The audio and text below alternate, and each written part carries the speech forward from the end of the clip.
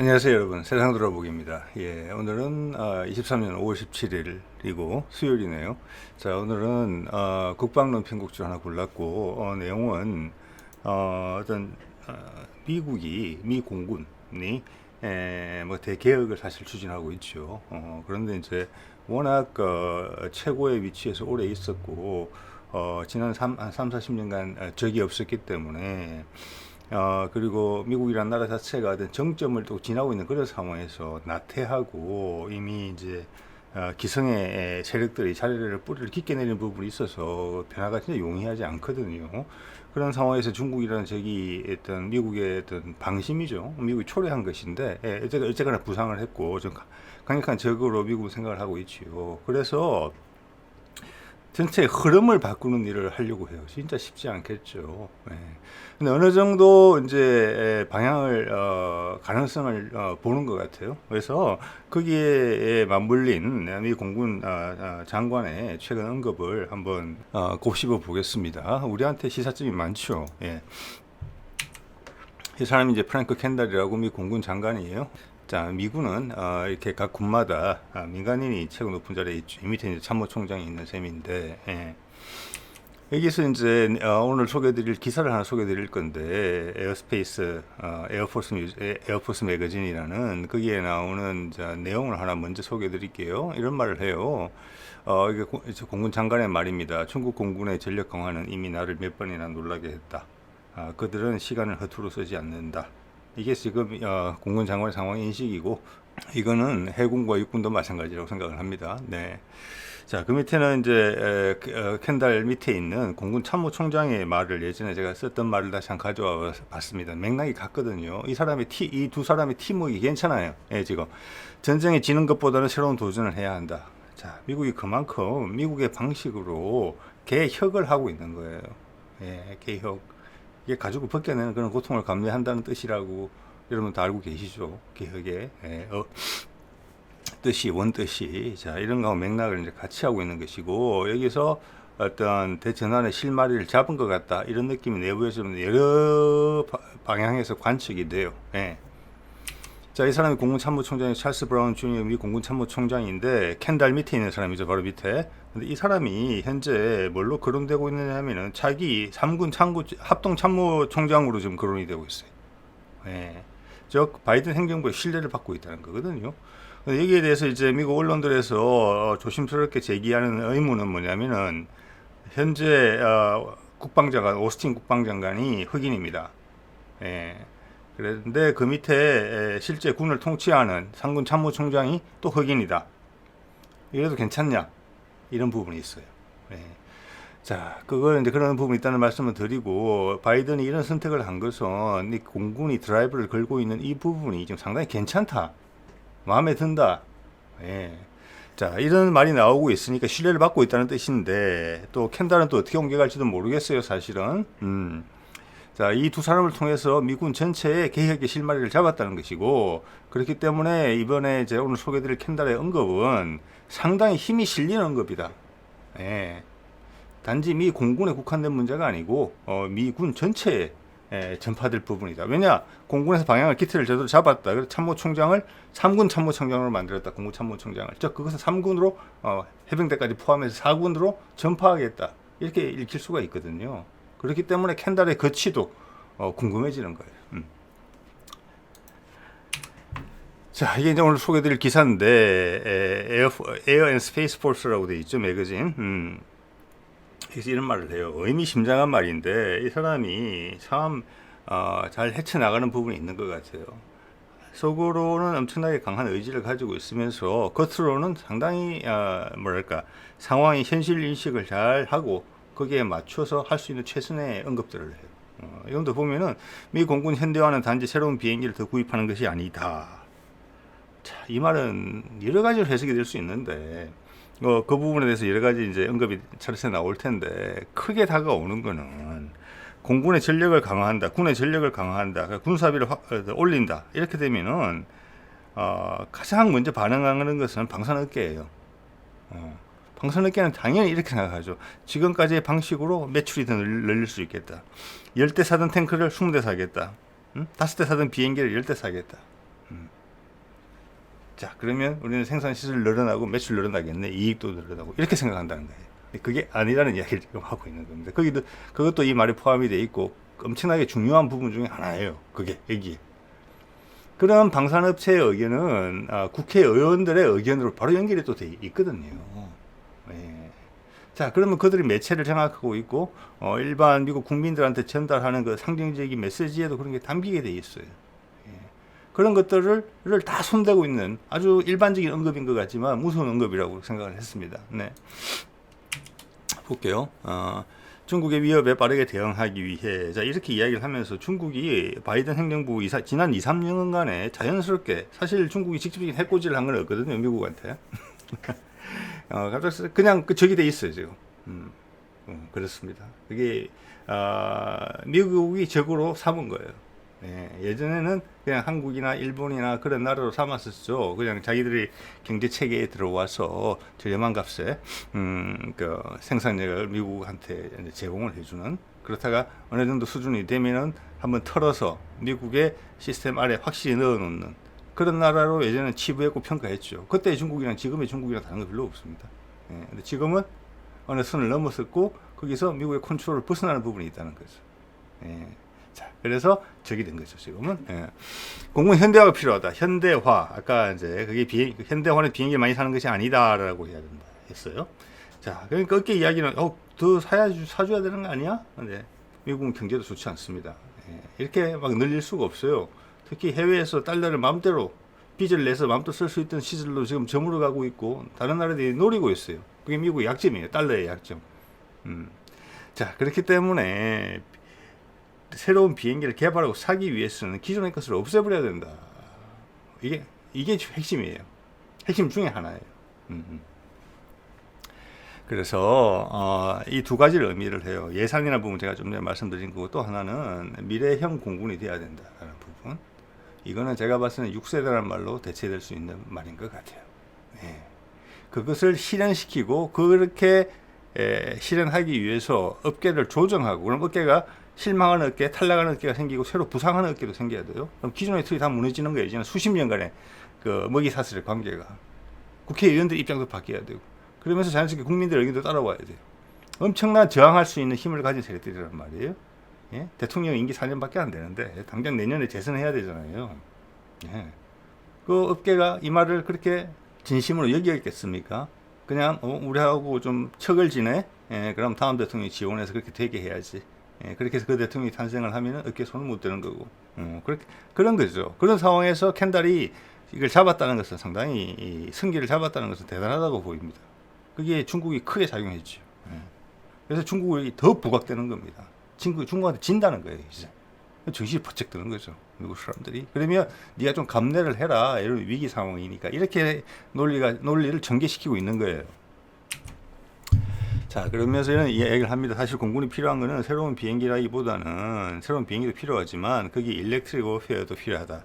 이것은 여러 가지 의미로 해석이 될 수 있기 때문에 원문을 그대로 옮겼어요. 여러분 나름대로 한번 생각해 보십시오. 전장 상황 인식, 정보, 사이버 전력 이런 걸 다 합쳐봤을 때 이건 6세대 전력을 의미하는 것이다. 네트워크 전장을 의미하는 것이다. 유무인 복합 체계를 의미하는 것이다. 자, 이렇게 되면 정찰 자산하고 육군 무인기 전력 이런 것들이 다 통합적으로 운영이 돼야 되면서 운영하는 방식이 바뀌어야 된다. 지금처럼 미국이 집중해 오던 F-22, F-15, F-35 등으로 하는 중후장대형 하나의 무기 체계로 전장을 압도하는, 옛날처럼 장군이 앞에 나가서 칼 들고 상대방을 다 해치우던 이런 전력이 아니다. 이제는 엄청나게 치밀하고 조직적이다. 그래서 심지어 모자이크 전장이라고 그렇게 불리잖아요. 한 거점이 무너지더라도 다른 거점으로 바로 덮어 씌울 수 있고, 상대방이 나의 핵심을 끊기가 어렵게 돼 있고, 왜냐하면 쉽게 보완이 되니까. 그리고 각각의 무기 체계는 저렴하고 그 핵심에는 무인기 체계가 있는 것이죠. 자, 그런 부분들이라고 볼 수 있겠어요. 그래서 이거는 이제 기본적으로는 전술의 변화고, 이것은 동시에 업계의 전환을 또 의미하는 것이기도 해요. 이게 이제 그래서 이 말이 깊다라는 말씀을 제가 드리는 겁니다. 자, 이걸 보면은 이게 미국 쪽에서 CSR이라는 연구기관에서 나온 6세대 기체의 모습인데, 지금 뭐 대부분의 6세대 기체는 대부분 이런 모습이 될 것 같아요. 이제 꼬리 날개가 있는 게 예전에는 초창기에는 없는 것으로 나왔는데 지금 있는 것으로 다 바뀌고 있는 상황이라고 봐지고, 또 유무의 복합 체계의 핵심적인 역할을 할 것이기 때문에 조종사가 2명이 될 가능성이 일반적으로 봐지죠. 그래서 이제 좀 전에 말씀드린 것처럼 이게 네트워크 전장, 모자이크 전장이라는 그런 개념이 이제 적용이 되는 것이죠. 그래서 실제는 고가의 유인기의 숫자는 좀 줄어들고, 실제 전력은 다수의 무인기로 이루어질 가능성이 커요. 그래서 이제 저기 저 뒤에 보면 무인기들이 이제 조그맣게 표시가 되어 있는데, 기존의 무인기가 사실은 보잉이나 로키드 마틴 이런 곳에서 무인기 사업을 눌러왔어요. 제가 판단하기에는. 그래야지 유인기를 더 많이 팔 수 있기 때문에. 그래서 현재 무인기를 생산하는 업체는 위축돼 있고 메이저급이 아니에요. 뭐 제너럴 아토믹스 같은 그런 회사들이죠. 자. 그리고 이제는 여러분들도 이런 그 6세대의 구도가 이미 익숙해지셨을 거예요. 이제 뭐 30년 되면 나온다는 거잖아요. 5, 6년밖에 안 남았습니다. 우리도 무인기 등장했죠. 그리고 KF-21 뭐 5세대, 6세대로 바로 가야 되겠죠, 이제. 이제 기존 4.5세대는 빨리 좀 성공시키고, 그리고 유럽이 또 출발을 했고, 중국과 러시아도 바로 출발을 하겠죠. 그럼 앞으로 한 10년, 5, 6년만 있어도 전장의 하늘의 상황은 완전히 달라진다는 거예요. 그게 네트워크 전장이고 모자이크 전장이라는 것이죠. 그러면 미국의 군수업계가 여기에 준비가 되어 있느냐? 그렇지 않을 가능성이 높다. 그러면서 자기 자신의 기득권을 놓지 않으려고 한다. 이게 캔달과 아까 그 브라운 참모총장이 가지고 있는 벽이에요. 자, 거기서 중국을 강하게 내세우면서 위기의식을 불러일으키면서 이 전체를 바꾸려고 하고 있는 거예요. 근데 그 과정에서 일단 승기를 잡은 것 같이 보인다, 이런 말씀을 드리는 겁니다, 제가. 자, 그 무인기 이야기부터 해볼게요. 미국은 무인기에 가장 앞서갔습니다. 그러니까 F-22를 개발하고 그러는 와중에 일단 무인기에 대한 모든 기본적인 역량을 확보하고 있었어요. 모양. 위에 건 X-47 노드로 그루만해서 해상용으로 했던 거예요. 그래서 뭐 저희 항공모함에서 무인 이착함 다 했죠. 그 당시에 이미 20년도 넘었어, 전에. 그리고 하늘에서 X-45, 이거 공군용으로 보잉이 하던 겁니다. 다 비슷하죠. 자, 그 당시 미국은 다른 나라보다 20년 이상 앞서가고 있었어요. 그때 이미 6세대를 구현할 수 있었어요. 아마 F-22도 그걸 전제로 개발했는지도 몰라요, 이런 거 하고. 하여튼 그때는 미국이 스텔스 부분에서, 그런 무인기 부분에서 압도적인 우위를 가지고 있었을 때예요. 그런데 전장이 이전되는 것을, 전장이 이렇게 전환되는 것을 어깨들이 막았다는 거죠. 군과 함께. 그 가장 강한 증거가 이거예요. 이런 프로그램이 있었어요. J-UCAS라는 거. 이건 뭐냐면은 공군에서 개발되고 있었던 거, 해군에서 개발되고 있는 무인기들을 한 기체로 통합해서 단일 플랫폼으로 신속하게 개발하자. 2010년까지 통합 기체를 선정하자. 자, 이렇게 됐으면은 지금처럼 무는 소리는 안 할 거예요. 그러면 저들과 같이 작전할 수 있는 F-22의 후속 기체도 나왔어야 되겠죠. 아니면 F-22가 그게 맞춰서 블록이 올라가면서 개선형이 나오면서 맞춰졌든지 간에. 그렇게 되지 않았죠. 2016년에 사업이 중단돼요. 그래서 무인기의 공격 무장 자체를 다는 것을 엄청나게 터부시하게 됩니다. 출력을 높여서. 이것은 미국 방산업계의 힘이다. 그리고 거기에 군이 동조했다. 자, 군산 복합체가 전체 이익을 위해서 전력의 역할을 초래했다. 이때 많은 미국의 좋은 인력들이 유출이 됩니다. 저는 그렇게 봅니다. 우리도 그 혜택을 받았는지 몰라요. 왜냐? 당연한 수순이었거든요. 그 다음으로 넘어가는 게. 이렇게 됐으면 지금 드론에 있었어도 미국이 지금처럼 쫓아가는 입장이 되지 않았을 거예요. 지금 쫓아가잖아요. 허덕이면서.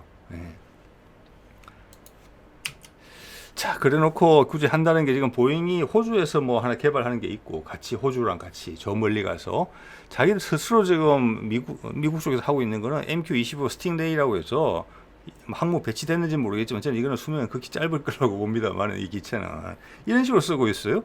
스텔스성도 상당히 제한되어 있고, 이건 뭘로 쓰느냐? 공중급유기로 써요. 공중급유기로. 예.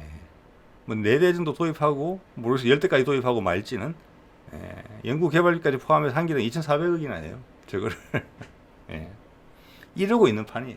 이러면서 격차를 딱 허용한 거예요. 그 격차를 어떻게 허용했느냐, 남이 따라왔느냐 그런 것도 있지만 여기에 종사하던 인력들 이게 방향이야라고 여기에 기술을 축적하고 기대를 했던 인재들이 빠져나간 거죠. 그리고 다른 나라로 갔을 가능성이 커요. 그 기술들이. 왜? 그 방향은 맞는데 미국은 거기에 대해서 가치 평가를 안 해주니까 움직이지 않으니까. 저는 그 사례가 박시몽이 그 사례라고 봅니다. 예, 박시몽 이게 이 사람이 이제 우리나라에 그 전투기 정보를 넘겼다 그래가지고 실형을 받았죠. 2020년 9월 17일 보이오웨이 기사고 2021년 정도에 아마 출소를 한 걸로 알고 있어요. 이 잠깐 볼게요. 20세 도미에서 미국 국적을 가지고 있어요. 보잉 로키드 마틴 레이시온에서 근무를 했어요. 전투기 항법 무장 시스템 소프트웨어 전문가고 F-22 같은 경우는 소프트웨어 개발 총괄을 했어요. 엄청난 인재죠. 탑 엔지니어였죠. 그런데 2011년에 귀국을 해요. 왜? 그때 F-22 개발이 생산이 종료되는 시점이에요. 딱. 그 다음 단계로 못 넘어갔어요. 그러면서 무인기 프로그램들이 다 죽었잖아요. 미국에서. 박시몽 많은 인재들이 그 업계를 떠났을 거예요. 실망을 하면서. 그 중에 하나가 한국 태생이었던 박시몽이고 한국으로 온 거예요. 그가 한국에 와서 세운 회사를 보세요. 네비오닉스 코리아를 설립해요. 여기는 뭐 하느냐? 범용, 항법 시스템, 자율비행, 편대비행 시스템, 유무인 복합체계, MUMT에 관련된 소프트웨어를 하고 있었어요. 왜? 그게 미래의 방향이라고 봤기 때문에. 거기에 대해서 극하게 미국에 대해서 반감을 가졌다는 거예요. 업계에 대해서. 그래서 이런 한국으로 온 거예요. 이 와중에 한국의 정보를 노출했다. 라고 해서 미국 잡혀갔던 거거든요. 예. 자, 어떤 건지 아시겠죠? 중국에도 그런 사람이 중국 출신으로 중국계 미국인도 이런 사람이 있을 수 있어요. 그렇습니다. 이 사람이 우리 KF-21의 개발 그리고 우리 무인기들의 개발에 얼마나 지대한 영향을 주는지는 모르겠지만 영향이 없다고 말하기도 어려울 것 같아요. 예. 우리가 국산 무인기를 개발하는 데 있어서 미국을 바로 뛰어넘을 수 있게 미국은 그 다음부터 놀았잖아요. 10여 년 이상. 우리는 그들의 핵심 기술을 가지고 와서 놀았던 거예요. 왜냐하면 그때 최고 기종이 F-22였으니까. 그리고 무인기 기술. 이런 걸 봤을 때 원래 박시몽이 예상을 했던 것은 기대를 했던 것은 F-22가 계속 6세대 전투기로 진화를 할 것을 예상했던 것 같아요. 무인기와 더불어서. 그래서 그 양쪽의 시각을 동시에 가지고 있는 사람이었더랬어요. 자, 이런 사례가 있었고 이런 것들이 미국이 우위를 잃은 하나의 기작이 될 수도 있다. 이렇게 말씀을 드리는 거고. 자, 이게 이제 또 추가로 다시 기사로 돌아가서, 이제 캔달의 한 말을 살펴보면은, 전진하기 위해서는 오래된 기체를 은퇴시켜서 재원을 마련해야 된다. 여기에는 저항이 있다. 맞죠? 예. 저항이 있죠. 업계를 이야기하는 겁니다. 그리고 업계를, 와 편맞고 있는 국회의원들을 의미하는 것이죠. 예. 자, 생산이 중단되는 지역의 일자리가 줄어들기에 국회의원들의 고충이 있다. 맞는 말이죠. 지역구에 좋은 일자리들이 사라지는 거예요. 자, 이런 점을 최소화하기 위해 공군이 노력할 것이다. 그 기체 공장 생산 라인을 닫더라도 향후 우리가 전력을 구축하는 데 필요한 다른 요소들로 해서 일자리를 만들어내겠다. 예. 자, 이런 점에서 제가 말씀드리는 거죠. 어느 정도 자신감을 갖고 있고 성기를 잡았다고 생각한다. 미 공군에서. 그렇기 때문에 또 공군 참모총장을 3군 참모총장으로 승진시키려고 한다. 공군에 살려는 했다. 이런 이야기예요. 자, 저항이 있다. 저 말이 크죠. 왜냐면은 아파치 같은 경우도 지금 생산을 중단시키려고 하죠. 2026년까지. 그리고 새로운 기술로 넘어가려고 하는데 업계에서는 그래 예전에도 여러 번 실패했기 때문에 그렇지 않아. 우리 다음 거 형으로 하자라고 계속 추건된다는 거죠. 예, 그러면 거기에 대해서 아파치 생산 라인을 갖고 있는 지역의 국회의원들하고 같이 협업을 한다는 거예요. 예, 국회에서 괴롭힌다는 거예요. 의회에서. 그런 것도 이 말이 되는 거예요. 예. 자, 그리고 이건 F-35의 문제도 있죠. 재원을 확보해야 된다잖아요. 재원을. 예? 그런데 이 F-35의 매출이 로키드 마틴 매출의 20%를 넘는 걸로 돼 있어요. 예, 로키드 마틴에 큰 충격을 줄 수가 있어요. 보잉도 지금 쉽지 않죠. 예. 그렇지만 간다는 거예요. 예.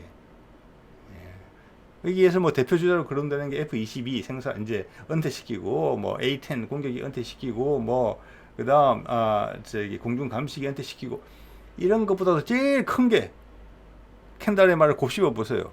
재원을 마련하는 데 있어서 가장 큰 게 그거예요. 예?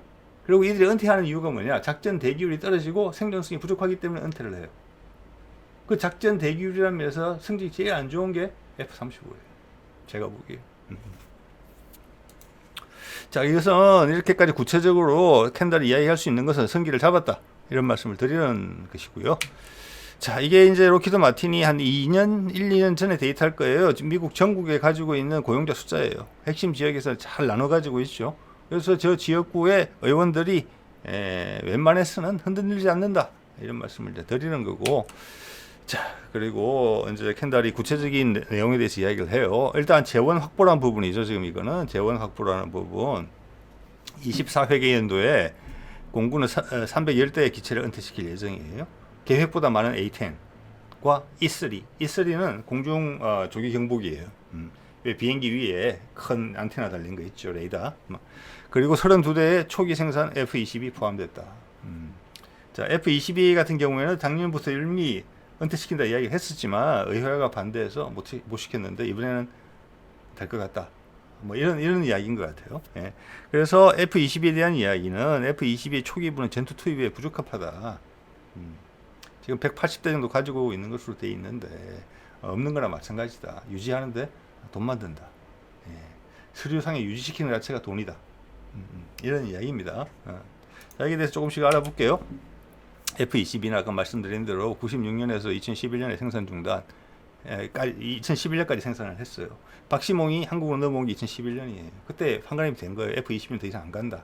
이건 너무 비싸다. 근데 박시몽의 생각은 이게 아니다. 이거를 대량 생산해서 단가를 낮추고 그 다음으로 갈 수 있는 징검다리 역할로 하는 기초적인 기체다. 그리고 이게 무인기랑 협업해서 가야지. 그러면 가격이 다 보상이 된다. 비싼 가격이. 그 기술 다 가지고 있다. 그걸 지금 6세대를 하려는 거잖아요. 미국 2030년까지. 즉 20년 늦어진 거예요. 20년. 그렇게 보셔야 돼요. 엔지니어 입장에서는 정말 억장이 무너지고 답답했겠죠. 한국 온 겁니다. 그래서. 예.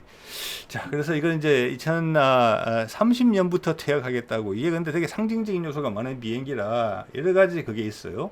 국회의원들은 이제 자기들 표 때문에 그러지만 국민들한테는 이게 미국의 힘의 상징으로 되어 있거든요. 그 힘의 상징이 아무것도 아니다라고 평가받는 게 혼란이 오겠죠. 거짓말이 했나 우리한테 이런 생각 들 수 있잖아요. 바이든 정부 초반만 해도 2030년부터 은퇴한다 그랬는데 이거 벌써 시키잖아요. 은퇴.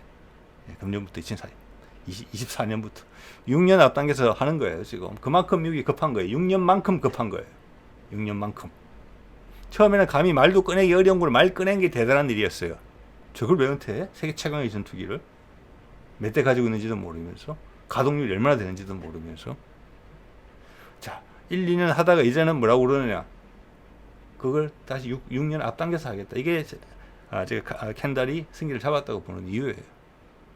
이 과정을 잘했기 때문에 공군 참모총장이 지금 3군 참모총장으로 흑인임에도 불구하고 국방장관 흑인, 3군 참모총장 흑인, 아마 전례가 별로 없었을 거예요. 현재 180여 대 보유하고 있는데 작전 가능 대수 100대 이하 추정이고 그 중에 제일 앞에 거 가장 문제가 많은 30몇 대를 내년부터 보내겠다. 이러면 이제 30년 전까지 다 은퇴라는 거예요. 그리고 그 돈을 다 남겨서 6세대 전투 개발하는 거예요. 박시몽이 꿈꿨던 20년 만에. 근데 전혀 다른 분위기에서 쫓기는 분위기에서 이제 가게 된 거죠. 거기서 실패하면은 힘들 거예요. 근데 미국의 방산 시스템이라는 게 투자를 안 하면 사람이 유지가 안 돼요. 그래서 지금 20년 전만보다 훨씬 더 쉽게 할 수 있다 이렇게 말하기가 저는 어렵다고 봅니다. 다른 무기 개발 사례를 봤을 때 오래 쉬었다가 하면 미국 못해요. 다른 무기 체계 개발에서 그런 게 보이거든요. 그런 모습이.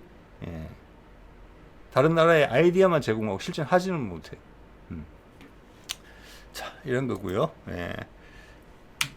자, 그러면서 어떻게 활용되고 있느냐. 이게 5월 15일 기사죠. 엊그제 나온 건데 같은 에어포스 매거진에 이런 기사가 나옵니다. 아직도 엄청나게 모순적이에요. 저 켄달에 지금 기사가 나온 거 거기 갔을 때 같이 실렸었어요. 홈페이지에. 뭐라고 돼 있느냐. 발틱해 하늘을 수호하기 위해서 F-21을 유럽으로 전개했다. 에스토니아로. 이게 힘의 상징이라는 거예요. 모순이죠. 그런데 이걸 왜 은퇴시켜요? 이 그림도 사실이라면? 자, 이것도 마찬가지죠.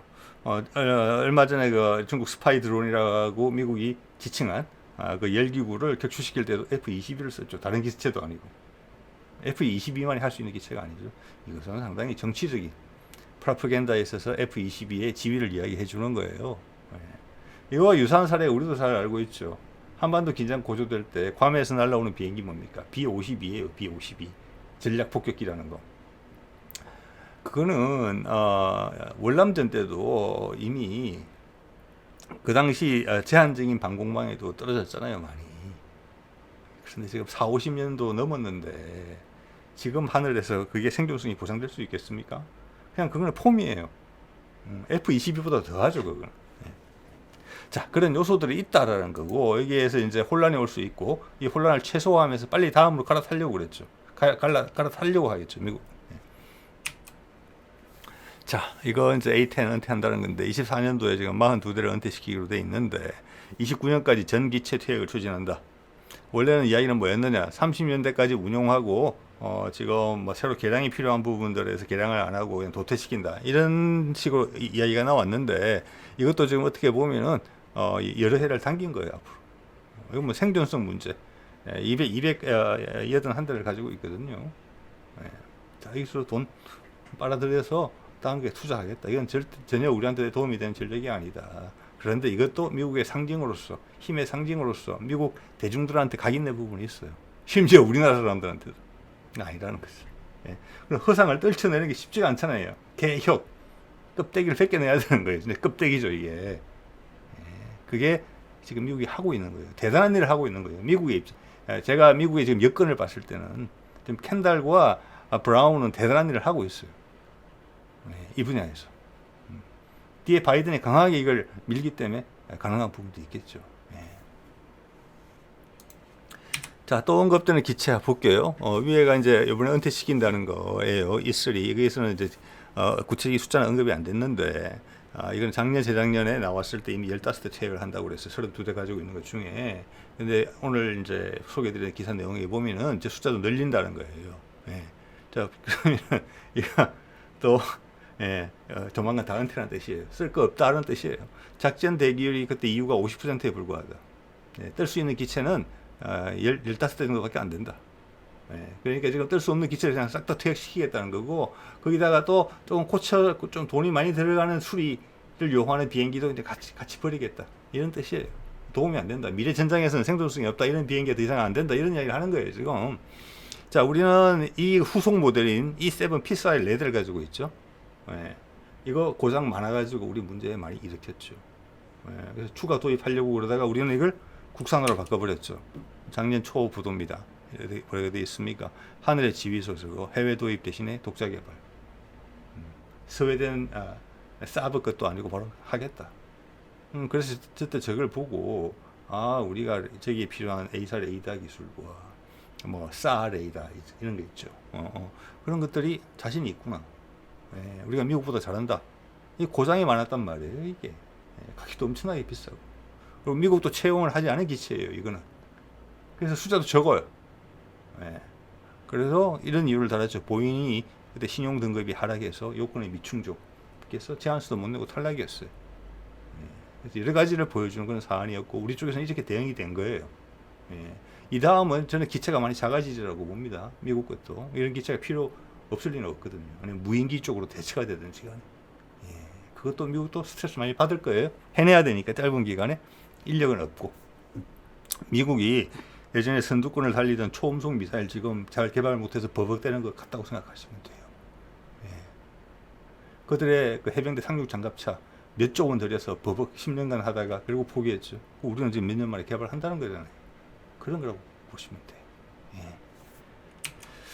자, 그러면 이걸 한번 볼게요. 자, 이건 이제 예전에 파퓰러 미케닉스에서 처음으로 제기했던 이슈인데 2017년 10월에 나왔는데 초기형 200대가 미국 해군, 공군, 해병대 포함해서 200대가 전투 부적합이라는 거예요. 아까 F-22 초기형 전투 부적합, 전투 투입할 수가 없다라는 거잖아요. 여기는 거의 200대라는 거예요. 200대. F-35는 문제가 더 많죠. F-22를 개발할 때만 하더라도 초기에는 냉전이 채 끝나기도 전에 끝나기 전이었었어요. 그래서 그런 뭐랄까 집중력이 살아 있었지만 F-35를 개발할 때는 완전히 느슨해진 상황에서 개발된 거예요. 엉망이에요, 이 프로그램은. 자, 2022년 현재 450대를 보유한 것으로 알려져 있는데 거기다가 고장률이 엄청나게 높잖아요. 특히 엔진 부분에서. 그리고 지금 대량 생산 허가를 못 받고 있잖아요. 마일스톤 C라는 걸 언제 받을지도 몰라요, 그거는 지금. 그래서 계속 개선형만 나오고 돈만 들고 미국은 구매를 줄이고 해외 동맹국들한테 많이 사라고 압박을 주는 상황이거든요. 우리도 덜컥 물었잖아요. 20대짜리 4조 원 내고. 자, 이래 되면은 이거는 가동률이 50%보다 훨씬 이하라고 볼 수 있어요. 제가 봤을 때는. 일단 450대 중에 2022년 기준 200대는 지금 전투 부족하니까 바로 200대는 전투 불능이에요. 전투에 투입이 못 돼요. 그럼 남은 게 250대인데 고장률이 딴 데는 기체보다 훨씬 높다. 이러면 이게 그래서 주력이 아닌 겁니다. 현재 미국에. 현재 주력은 1000대를 넘게 가지고 있는 F-16 그리고 오래된 F-15 그래서 F-15EX를 급하게 더 사잖아요. 한 30년까지. 그런데 그게 미국이 또 30년대 전장에서 그런 F-16이나 F-15, F-15EX를 쓸 수 있느냐? 그것도 아니라고 생각한다는 거예요. 즉 그거는 땜빵용이에요. F-15EX는.